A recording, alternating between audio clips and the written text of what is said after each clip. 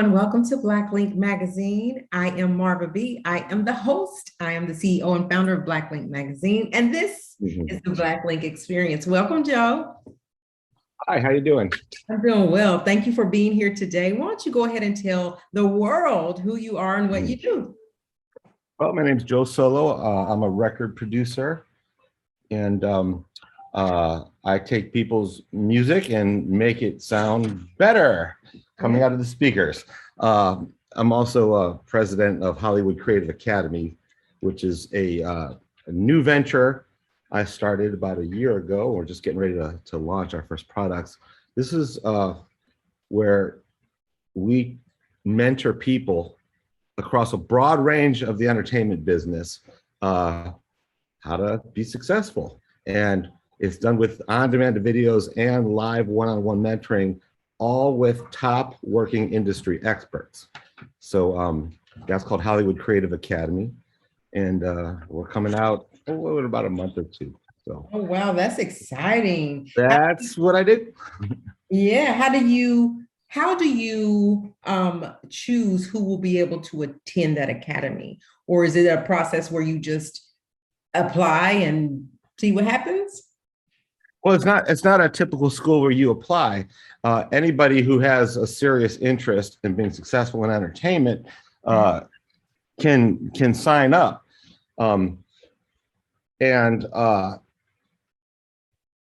It's chock full of valuable insider information that you couldn't learn unless you actually did it or learned it from someone who did it or is still doing it.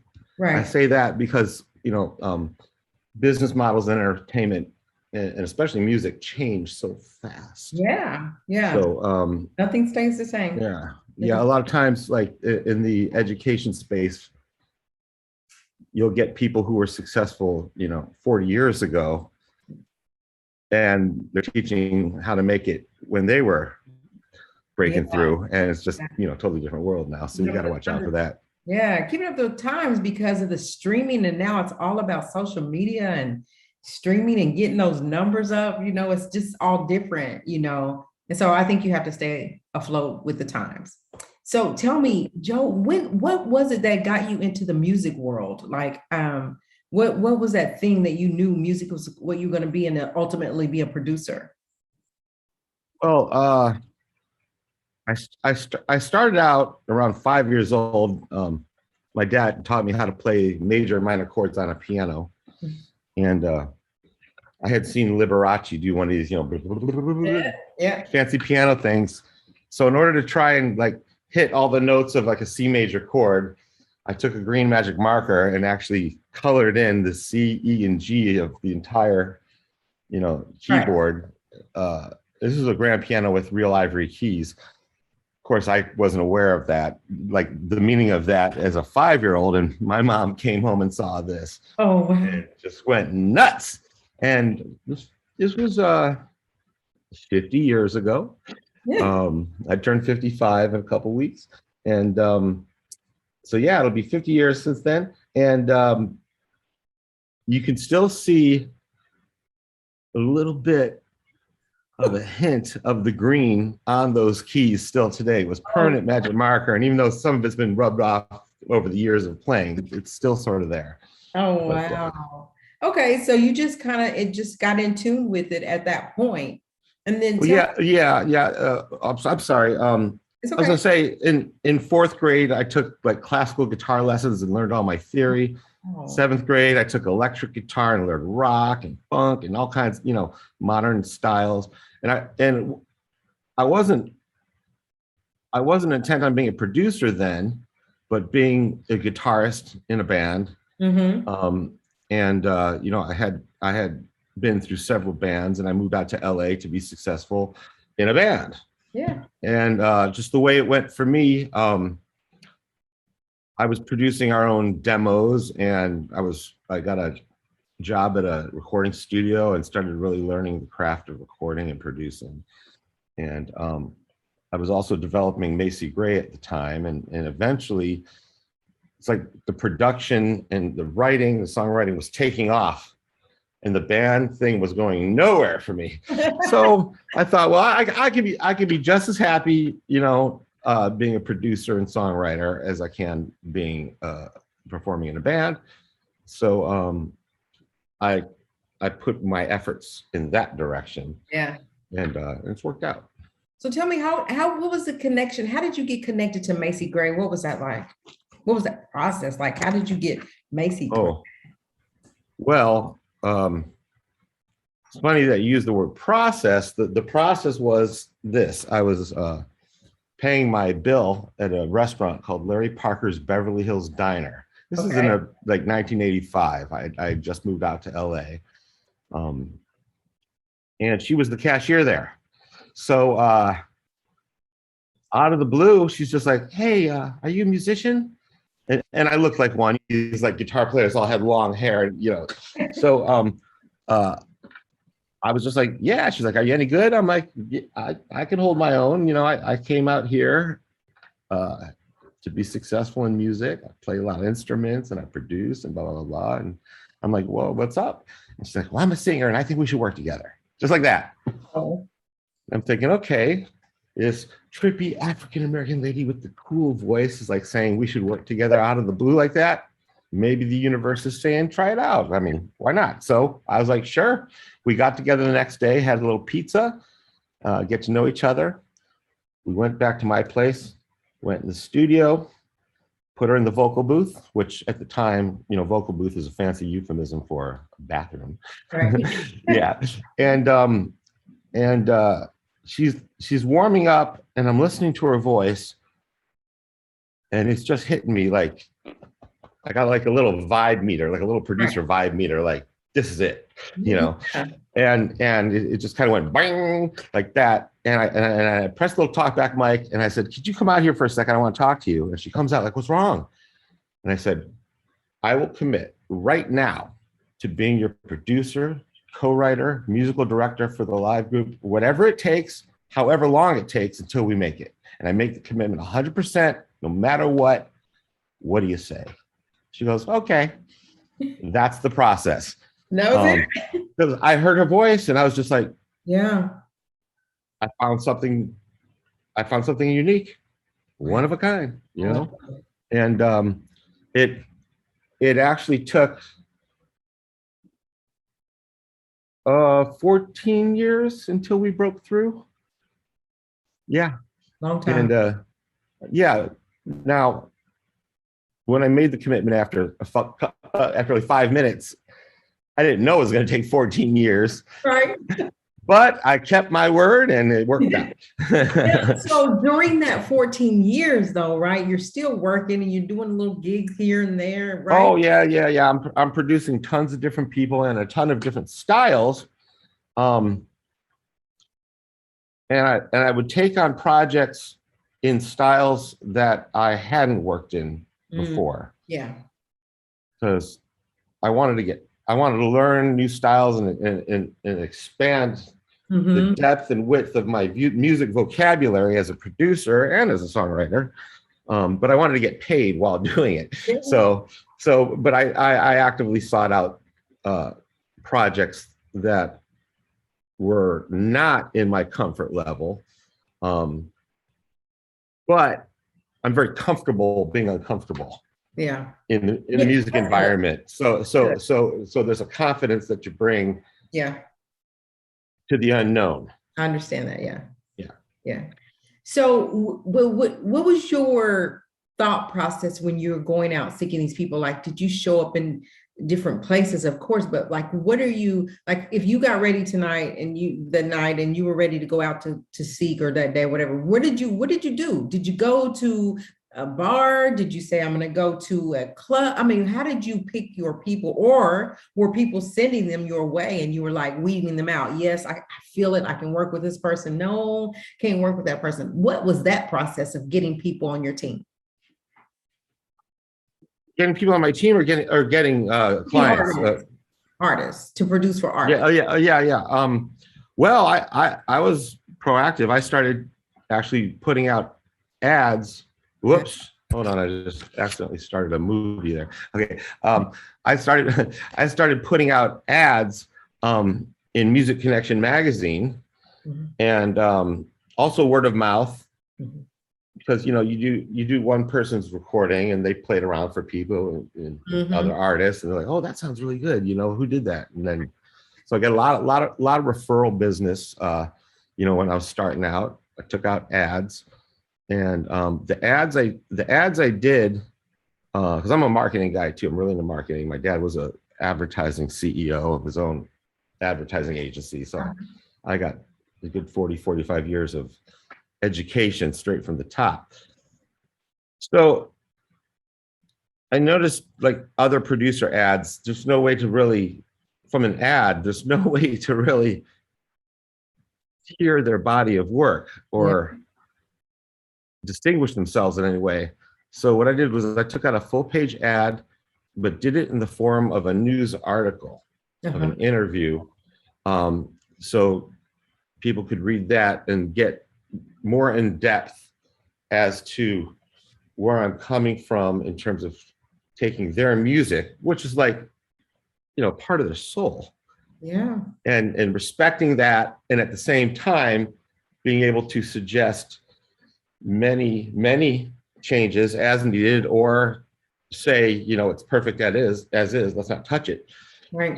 In terms of the songwriting, in terms of the production, in terms of creating a signature sound for an artist, that's very important. And which is why the first time I work with an artist, it takes a lot longer, the first couple songs, because we're developing this signature sound. Yeah. And there's a lot of experimentation that goes into that. Yeah. And I don't like to rush the process. I like to just let it unfold at whatever natural pace it does. But it's a lot of work. It ends up being, on average, 125 hours to produce one broadcast quality master and to produce it well. Now, that's a mathematical average. Well, I guess all averages are mathematical averages, right? All averages are mathematical. But so, like, let's say it's like a very well, let's say I'm doing like a hip hop song that's very street is going to be a lot faster than 125 hours. It's a lot more about vibe, and there's a lot of freestyling going on, and it's quicker to piece together because you're usually not using live drums. If you are, there are samples. But I really don't like to use samples for live drums. But it's mostly beatbox, and so that takes a lot less time. Whereas if I'm producing like a power ballad, like a Celine Dion power ballad or a Billie Eilish power ballad with all these layers and vocals and string sections and live drums, all this, that's going to take even more than the 125 hours. Sounds like it. But so that's the deal. Okay. And okay. So tell me, 14 years passed. What was the break for you and Macy? What was you break at that 14th year? Well, it was different for her. Well, for her, she broke through on her first record. That was kind of like the breakthrough moment for me too, because I had developed her. But on her follow-up to that, there was a single that she and I wrote together called Sweet Baby. And so when that single came out, that was when I really kind of went from being in the medium time, dancing on the fringes of the big time, and then finally, getting thrust into the big time. But then, of course, I was now a rookie again in a whole new environment. So it was absolutely like the most exciting time of my life and one of the scariest at the same time. Yeah. Because it's like, I made it to the big time. Oh my God, I have no idea what I'm doing here now. So, there's a whole new set of things to learn and secret handshakes and mistakes. And that's why part of my reason for being is to give back and to help people make it. I wish I had a mentor like me to mentor me when I was younger and trying to make it. I probably could have shaved 10 years of trial and error off my career path just by getting advice. Right. So that's why I founded Hollywood Creative Academy, along with a few other people, and across, like I said, a range of entertainment. We cover music, film, TV, fashion, and gaming, tech, and digital. Wow. So Gaming's a big deal. Gaming's bigger than music. Yes, it's huge. In terms of just the number, in terms of the money generated. Yeah. And gaming is also a place where artists are making it. Mm-hmm. Because you think about it, like top 40 radio plays the same song over and over. And when someone's playing a game that they're getting addicted to, they're hearing the same music over and over and over. Yeah. So that's a good way. That's a good way to break through. So is the Academy teaching gaming? Teaching that craft? Yeah, gaming, tech, AR and VR. All this stuff is converging with film and TV and music and fashion. All these forms of entertainment and popular culture are converging. Are you doing it virtually? Well, the live one-on-one mentoring sessions are virtual. And then we have a library of on-demand video created by different industry experts that disseminate, a lot of this great information. I want to do it. Okay, well, HollywoodCreativeAcademy.com. Okay. Sign up again on the email list. I want to go see it. I'm interested. During the pandemic, I wanted to show something for it. Oh yeah. So I did two things, one music related, one not, but they tie together. I was grossly overweight from all the eating of late night studio pizza delivery for years and years. I was about 329 pounds. So I wanted to lose my excess weight, and I wanted to, I did it by walking 10 to 15 miles a day, which I still do, and cutting out bread and sugar. Now that sounds simple, but it ain't easy. The other thing, and here's how it relates to music, is I wanted to show a body of work musically for my time in the pandemic. And so I started creating a cinematic electronic dance music library for placement in film and TV and video games. Mm-hmm. And so while I'm walking, I'm on my iPhone. There's these great apps where you could actually produce, if you really know arranging and know what you're doing, you can produce really amazing EDM music, right? And hip hop tracks too. On the iPhone, I'm just like a little computer, and so I get about 90% of the work done on the phone while I'm walking. Now, here's the thing that I discovered is that there's something about walking or moving or even driving a car, just movement while you're creating, that kind of gets you to flow really fast. And it opens up that right brain creative process and it kind of keeps it flowing. You've got this constant changing of the scenery around you. Right. Different people walking past you, just all kinds of inspiration and things to vibe off of. Or if you're writing lyrics and you're walking, your mind, it opens up and you observe things more like objectively too. And it's really a great way to create. So I did about 90% of the work on my phone, and then the final 10% editing and comping and the final mixing and mastering I did in my studio right here. Wow. Wow. I heard, I interviewed Mr. Bill Duke, and in that interview, he was telling me how Steve Soderbergh took some iPhones and did a whole movie. I watched that movie. It was good. Yes. And it was he told me too, I forget the name. Oh, what was it? I forget. But well, Google it, people. But Google it and go look at the interview. I remember on it was a great movie too. Yeah. I don't want to give you spoilers. Just go see it. It's a great movie. But just if you want to know the name of it, go to the Black Link Experience on YouTube. Look at the Bill Duke interview, and he'll tell you exactly what it was. And then you can go watch it. Right. But and so he used the iPhone he got all kinds of cool angles with the iPhone that he couldn't get with a larger camera. So he didn't just do it with iPhones to say, hey, I did this with iPhones. Correct. He used that form factor within the art.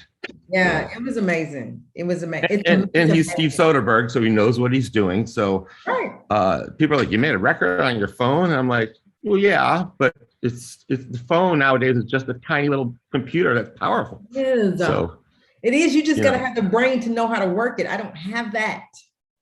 I need that. I don't have the brain to work it. Well, everyone's got their specialties. Yeah, not this. But anyway, I can learn it though.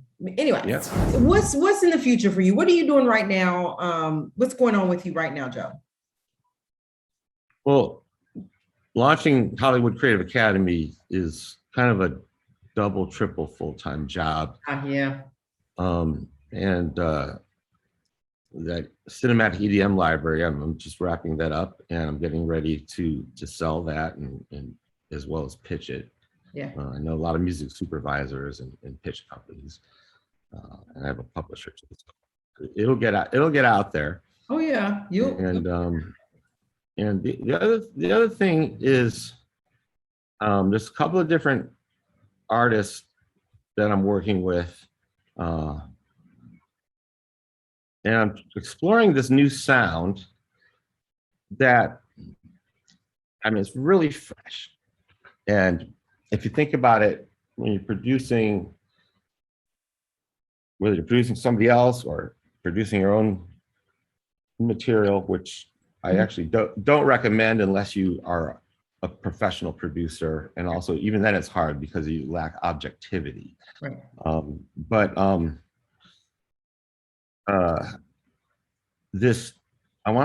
I'm taking like hip hop beats, EDM sonics, and pop radio music sensibilities in terms of the writing and arranging. Yeah. To create a very accessible sound, but that pushes hip hop a little bit more into the EDM space and pushes EDM a little bit more into the hip hop space. Wow. So I'm on the lookout for an artist to be the spotlight of this, and vocally, rapidly, and I think that's a new word, right? Rapidly, hip-hopically. They're interchangeable, rapidly and hip-hopically.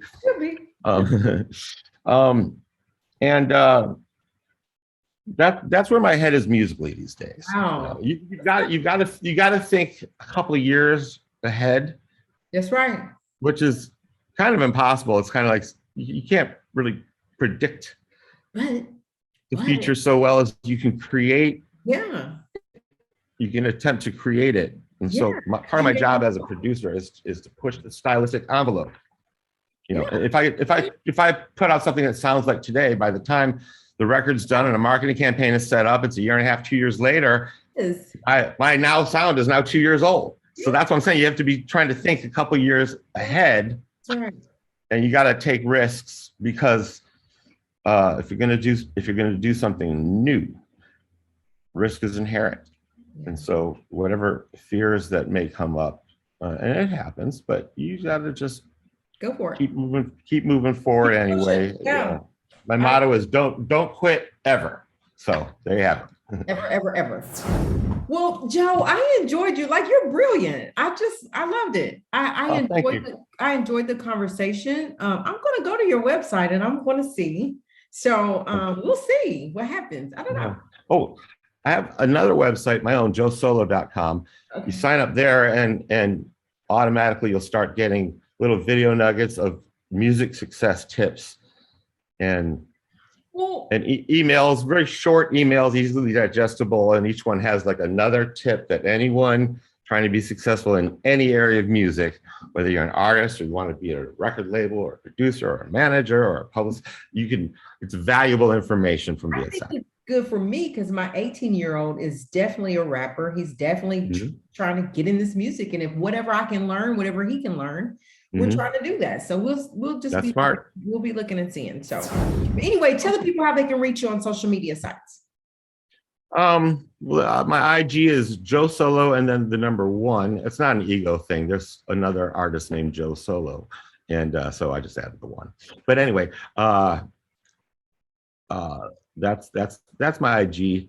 That's pretty much where I spend my social media time. And I don't spend much time on social media. No, you don't. Maybe 5-10 minutes a day tops. I see that. That's okay though. It's okay. At least you are making a presence, right? Yeah. Instead of like, hey, everybody in the world who follows me, I'm going to update you every 5 minutes with a new tweet and another thought and another opinion. Every couple of days, like let's say I'm in the studio, nice big studio, cutting drums or a string section or something like that. And I'll take some pictures in there, kind of show what's going on behind the scenes. Yeah. But keep it simple. Well, Joe, thanks for coming. Really appreciated it. And I love talking to you. My pleasure. Yeah. So you guys, we're going to go for now, but go ahead and out there. And it's Joe Solo 1. Remember the number 1. If you want to follow him, that'll be good. And don't forget the Hollywood Creative Academy. If you're anything musically you want to get in, it doesn't matter, singer, artist, producer, whatever, go take a look at it and at least get the information. Yeah. So go do that. But in the meantime, we're going to get out of here. You guys remember to respect yourself, respect each other. God bless.